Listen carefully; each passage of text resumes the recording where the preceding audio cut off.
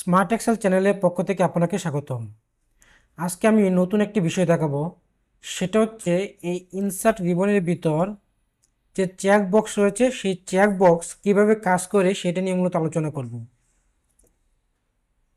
তো আপনি যদি আমার চ্যানেলে নতুন হয়ে থাকেন তাহলে আমার চ্যানেলে প্রত্যেকটি ভিডিও নোটিফিকেশান পেতে হলে অবশ্যই আপনি চ্যানেলটি সাবস্ক্রাইব করে আসুন।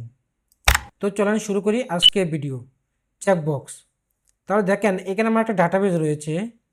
এই ডাটাবেজে কিছু কাস্টমার নেম রয়েছে এবং তাদের এগেনস্টে কিছু ইনভয়েস ক্রিয়েট করা হয়েছে এবং সেই ইনভয়েস এগেনস্টে অ্যামাউন্ট। এখন আমি এখানে চেকবক্স ক্রিয়েট করব। যদি আমার চেকবক্সে ক্লিক করি তাহলে এটা পেড দেখাবে, আদারওয়াইজ কী দেখাবে, পেন্ডিং।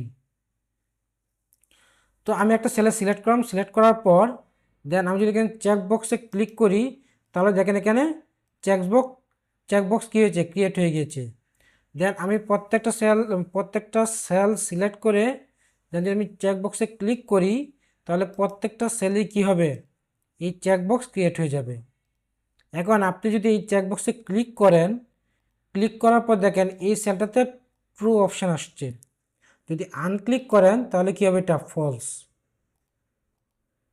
এখন এখন আমি এই সেলে স্ট্যাটাস যে কলামটা রয়েছে, স্ট্যাটাস কলামের এই সেলে ইফ ফাংশন ইউজ করব, ইকুয়াল ইফ। যারা ইফ ফাংশনটা বিষয়ে অবগত নন তারা অবশ্যই আমার বেসিক টু অ্যাডভান্স ফর্মুলার যে প্লেলিস্ট রয়েছে সেই প্লেলিস্টে গিয়ে ইফ ফাংশনের বিস্তারিত আমি সেখানে আলোচনা করেছি। আপনি ওই ভিডিওটা দেখলে ইফ ফাংশন নিয়ে টোটালি ক্লিয়ার হয়ে যাবেন। তো আমি এখানে ইফ লেখার পর দেখেন এখানে কিছু সিনট্যাক্স এসেছে। তাহলে প্রথম কি লজিক্যাল টেস্ট, যদি লজিক্যাল টেস্ট সত্য হয় তাহলে value if true, otherwise false.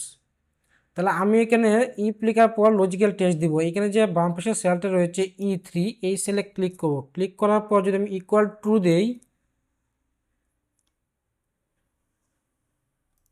True, অর্থাৎ এই সেলটা যদি ট্রু আসে তাহলে কি হবে, তাহলে হবে আমার পেইড,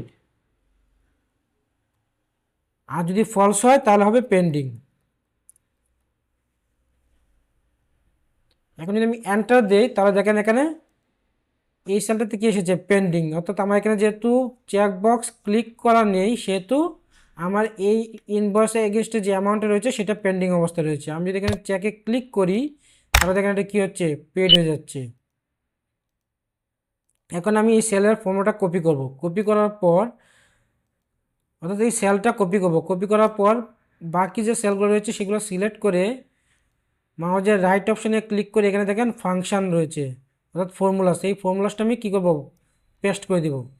তাহলে দেখেন এই সেম ফর্মুলাটা প্রত্যেকটা সেলে পেস্ট হয়ে গিয়েছে। এখন যদি আমি চেকবক্সে ক্লিক করি তাহলে দেখেন পেইড, আর যদি আনক্লিক করি তাহলে কি পেন্ডিং। এখন আপনি চাচ্ছেন যেগুলা পেইড রয়েছে সেগুলা গ্রিন কালার দেখাবে আর যেগুলো পেন্ডিং রয়েছে সেগুলো রেড কালার দেখাবে, সেটা আপনি করতে পারবেন। আমি এই কলামটা সিলেক্ট করার পর দেখেন এখানে হোম ট্যাবে যাব। হোম ট্যাবে যাওয়ার পর দেখেন এখানে রয়েছে কন্ডিশনাল ফরম্যাটিং। আমি কন্ডিশনাল ফরম্যাটিং বিষয়ে আগের ভিডিওগুলোতে একটা ভিডিও ক্রিয়েট করেছি, সেটা আপনারা দেখে আসবেন, তাহলে আপনাদের কন্ডিশনাল ফরম্যাটিং নিয়ে ক্লিয়ার ধারণা, অর্থাৎ কন্ডিশনাল ফরম্যাটিং নিয়ে ক্লিয়ার ধারণা পেয়ে যাবেন। এই কন্ডিশনাল ফরম্যাটিংয়ের যে পাশে একটা ড্রপডাউন আইকন রয়েছে সেখানে আমি ক্লিক করব। ক্লিক করার পর দেখেন এখানে হাইলাইট সেল রুলস, এই হাইলাইট সেল রুলসে গিয়ে আমি এখানে দেখেন টেক্সট দ্যাট কন্টেন্টস এই অপশানটা যাব। যাওয়ার পর দেখেন format sell that content the text, অর্থাৎ আমি এখানে কি টেক্সট লিখবো, আমি লিখবো পেইড। পেইড লেখার পর দেন এইখানে দেখেন একটা ড্রপডাউন আইকন রয়েছে, এখানে আসার পর আমি কাস্টম ফরম্যাট দিব। দেওয়ার পর এখানে ফিল যে অপশানটা রয়েছে সেই ফিল অপশানে গিয়ে আমি গ্রিন কালার দেব এবং ফন্টে গিয়ে হোয়াইট কালার দিয়ে দিব, দিয়ে আমি ওকে দেব। তাহলে দেখেন আমি এখানে ক্লিক করি তাহলে দেখেন এটা পেড হয়ে যাচ্ছে এবং সেলটা গ্রিন কালার হয়ে যাচ্ছে। এবং এগেন আমি এই পুরো কলামটা সিলেক্ট করব, সিলেক্ট করার পর আবার কন্ডিশনাল ফরম্যাটিংয়ে গিয়ে দেন আমি দিব পেন্ডিং।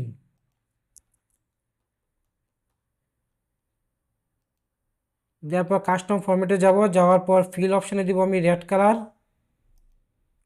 অ্যান্ড ফন্ট অপশানে দিচ্ছি হোয়াইট কালার। অর্থাৎ আপনি যে কালার চুজ করতে চান সেই কালারে আপনি চুজ করতে পারবেন। সরি, এখন আমি ওকে দিলাম। ওকে দেওয়ার পর দেখেন যেগুলো পেন্ডিং রয়েছে সেগুলো কি রেড কালার হয়ে গিয়েছে। এখন যদি আমি এটা সিলেক্ট করি দেখেন